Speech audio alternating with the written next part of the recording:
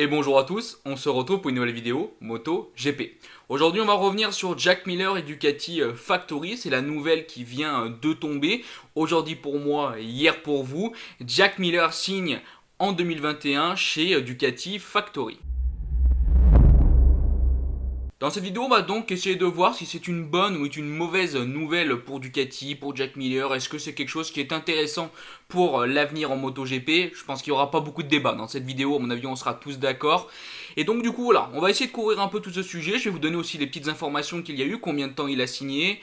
Et voilà, on va couvrir globalement tout ce qui peut entourer Jack Miller chez Ducati Factory. Je vous laisse avec cette vidéo et j'espère qu'elle va vous plaire. Alors tout d'abord, quand c'est que signe Jack Miller? Alors ce sera pour la saison 2021. En 2020, si la saison finit par rouler, donc on dit toujours de croiser les doigts, Jack Miller restera chez Pramac et il signera ensuite chez Ducati Factory pour 2021.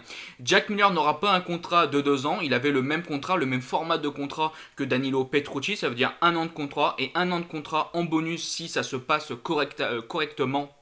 Un point assez intéressant, c'est que Ducati n'a pas du tout donné qui va être remplacé par Jack Miller, que ce soit Dovizioso ou du coup Danilo Petrucci. Alors vu les dernières rumeurs qu'on a depuis pas mal de temps, c'est sûrement Danilo Petrucci qui va être évincé de chez Ducati, enfin pas réellement évincé parce que son contrat s'arrête après cette saison 2020.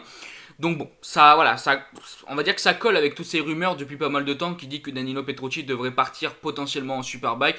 En tout cas, il n'aura plus de place en MotoGP. Jack Miller vient de signer. Je pense que clairement on peut aller dans ce sens-là, mais pour l'instant, rien n'est prouvé. Et donc du coup, revenons à la question de notre sujet. Est-ce que c'est une bonne ou une mauvaise idée de voir Jack Miller arriver chez Ducati Factory?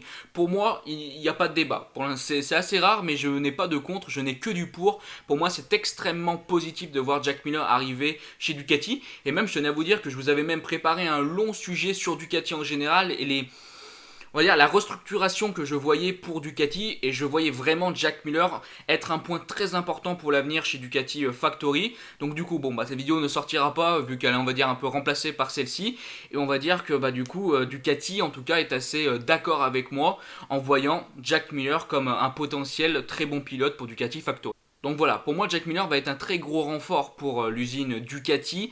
Il va apporter beaucoup de choses, déjà de la jeunesse, de la fraîcheur et surtout un pilote qui n'a pas peur d'aller de l'avant, qui n'a pas peur de se battre, qui n'a pas peur de rouler vite et de prendre des risques.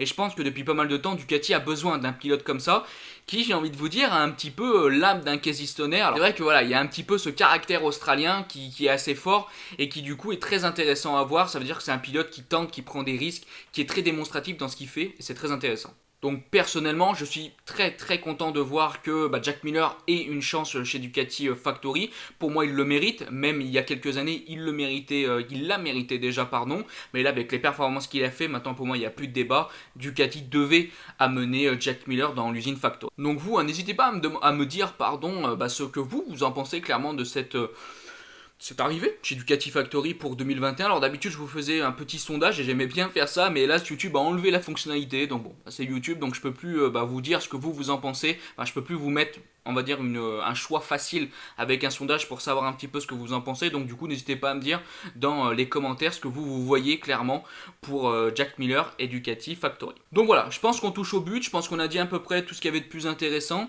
On va pas commencer à dire il va performer, il va faire des mauvaises choses, des bonnes choses. On n'en sait rien. Je pense que quand on parle de 2021, c'est déjà assez long. Je trouve que déjà de faire des petites vidéos interrogations sur 2020, c'est pas trop gênant. Je trouve que c'est même bien. Mais quand tu commences à essayer de polémiquer, à comprendre ce qui va se passer pour 2021, bon, ça fait un peu long. Donc je vais pas vous dire que Jack Miller va être une pépite et qu'il va gagner un titre de champion du monde ou alors il va complètement s'écrouler. Je pense qu'on va laisser un peu du temps à Jack Miller et on verra bien ce qu'il pourra faire chez Ducati Factory. Et j'ai quand même envie de finir par un tout dernier point.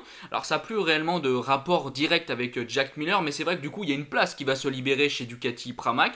Alors c'est vrai qu'on pourrait imaginer clairement un retour de Danilo Petrucci chez Ducati Pramac, mais personnellement je trouve que ce serait un projet peu intéressant pour Ducati Pramac et même pour Ducati, parce que Danilo Petrucci il a déjà eu sa place le plus haut possible dans la hiérarchie Ducati, il a déjà montré ce qu'il pouvait faire.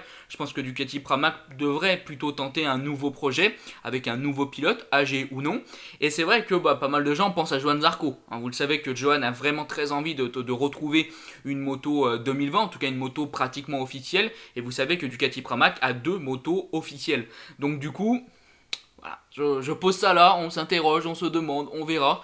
Mais c'est vrai que ça pourrait être vraiment très intéressant de voir Johan Zarco arriver dans le team Pramac. Mais avant ça, je vous le rappelle, voyons les performances que fera Zarco dans le team Avincia avant d'imaginer un Zarco signant à d'autres endroits. Donc voilà, je pense qu'on a fait un petit peu le tour de ce sujet, on s'est même un petit peu écarté. Moi, c'est la fin de cette vidéo, je vous remercie de l'avoir regardé. Si elle vous a plu, n'hésitez pas à la liker, partager, commenter. Je dis bye bye les potes. Ciao.